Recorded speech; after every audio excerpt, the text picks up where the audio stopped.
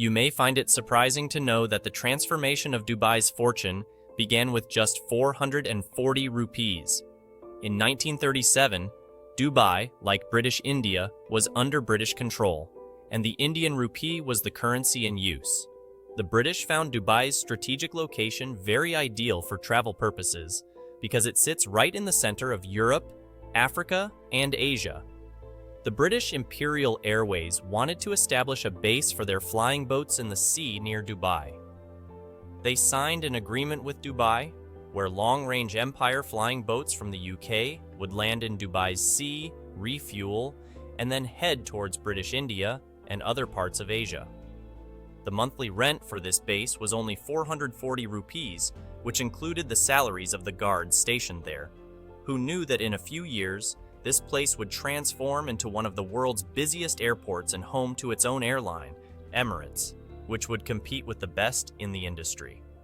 The challenging circumstances under which Emirates Airline was founded, and how this airline from a small city became the world's largest airline in such a short time, is a remarkable story. In the 1950s, Dubai's ruler Sheikh Rashed bin Saeed Al Maktoum knew that the oil reserves they had would only last for 30 to 40 years. He needed to find an alternate source of income quickly. He noticed that the British were using Dubai's location for their airlines as a stopover, from which Dubai received a modest rent. In light of this, in 1959, the ruler of Dubai started the construction of Dubai Airport. Launched in 1960, the airport initially had just one apron, a small terminal like a room, and a runway made of compressed sand. Only small aircraft like the Douglas DC-3 could land there. In 1965, after constructing a proper metal runway, the first jet aircraft to land at Dubai Airport was the Comet from Middle East Airlines. As years passed, the ruler of Dubai continued to introduce new and modern facilities at the airport. By 1969, there were 9 airlines operating from Dubai, offering 20 destinations. By 1980, Dubai had emerged as an international stopover, with airlines like Air India, Cathay Pacific, Singapore Airlines, and Malaysian Airlines making refueling stops. Before Dubai's rise, these flights would refuel at Karachi International Airport in Pakistan. Gradually, Dubai began to attract all the traffic that previously went to Karachi. At that time, for travel within the Middle East, Gulf Air, an airline from Bahrain, was used.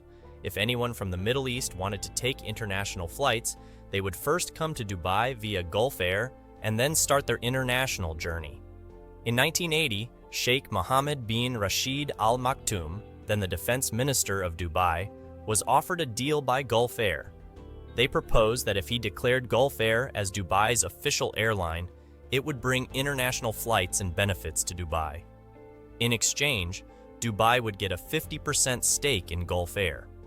However, Sheikh Mohammed declined the offer. Gulf Air thought they were unnecessarily bringing passengers from all over the Middle East to Dubai, only for them to board other international flights without any benefits for Gulf Air. After Sheikh Mohammed's refusal, Gulf Air stopped all flights to Dubai.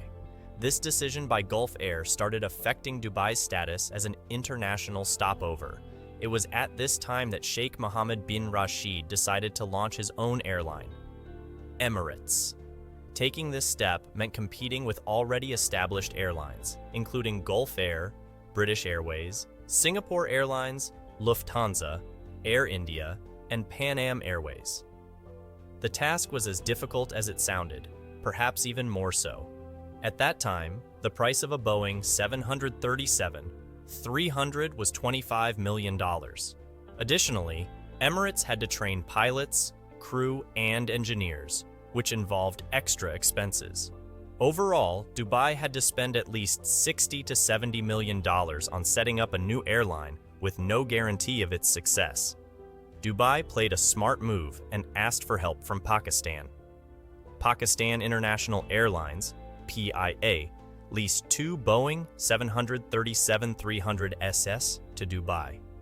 These aircraft were branded for Emirates, but the pilots, crew, and engineers were all from PIA. Though these planes were operated under the name of Emirates, the management was entirely PIA's. For this assistance, the Sheikh of Dubai paid $10 million to PIA. What was supposed to cost $70 million was now accomplished with just $10 million. Emirates' first flight was on October 25, 1985, from Dubai to Karachi.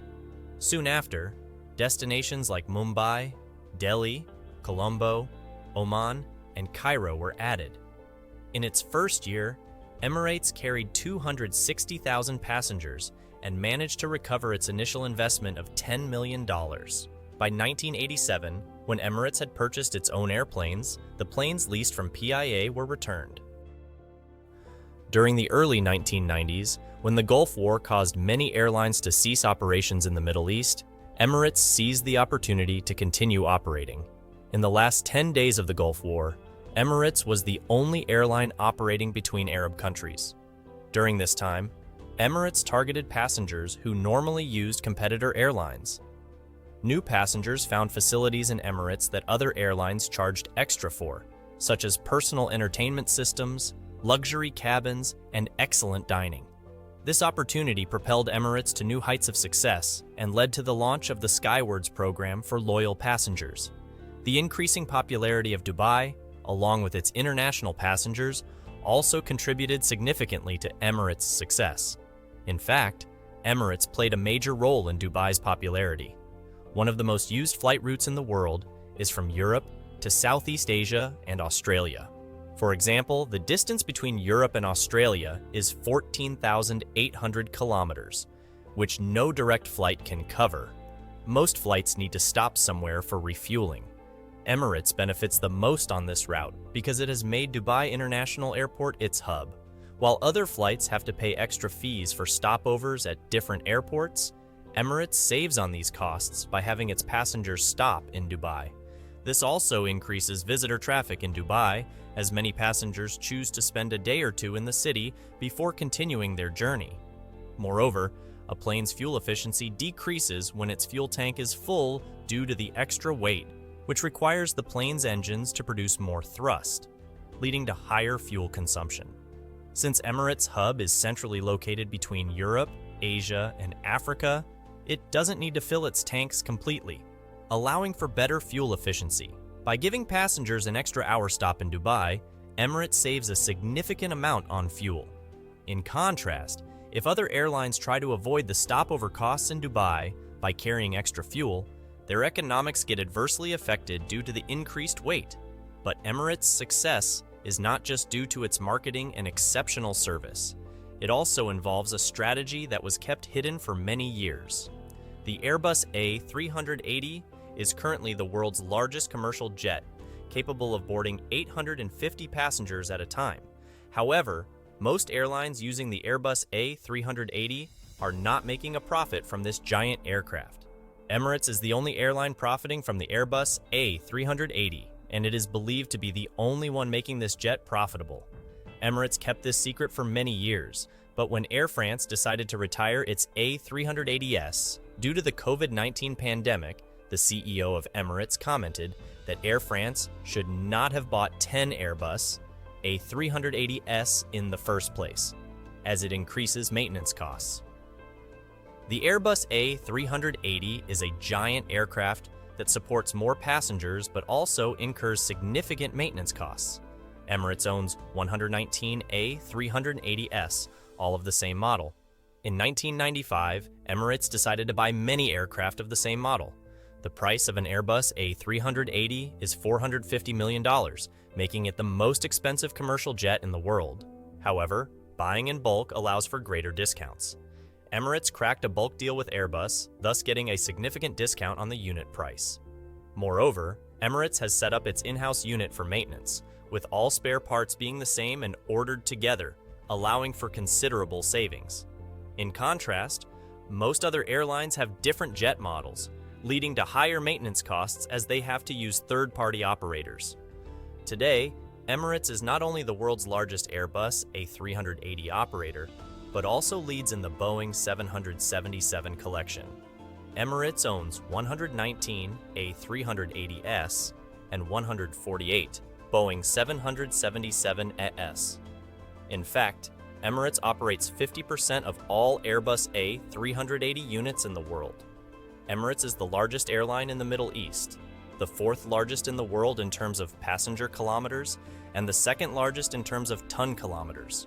From 1998 to the present, 4 billion passengers have used Emirates, and during this period, Emirates has delivered 35 million tons of cargo. Emirates is the only airline that has never reported a loss in its history. On average, it has recorded a profit of 2.6 billion dirhams, or 59 billion rupees annually. The major credit for this goes to the ruler of Dubai, Sheikh Mohammed bin Rashed Al Maktoum.